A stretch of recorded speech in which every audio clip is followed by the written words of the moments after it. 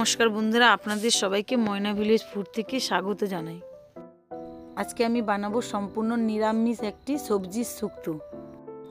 শুক্তো বানানোর জন্য আলু, বেগুন, উচ্ছে, কাঁচকলা, গাজর সবজিগুলো কেটে ভালো করে ধুয়ে নুন হলুদ মাখিয়ে নিব। উনুনে কড়া বসিয়ে কালো সরষে ভেজে নিব, ভেজে গুঁড়ো করে নেব।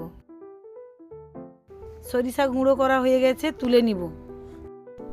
কড়া বসিয়ে কড়াই সাদা তেল দিয়ে কেটে রাখা সবজি ভালো করে ভেজে নিব। সেই তেলে বড়ি ভেজে নিব।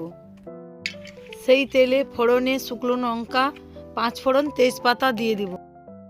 আদা বাটা দেব, পরিমাণ মতো হলুদ গুঁড়ো, পরিমাণ মতো নুন, পরিমাণ মতো লঙ্কা গুঁড়ো দিয়ে ভালো করে মশলা কষিয়ে নিব।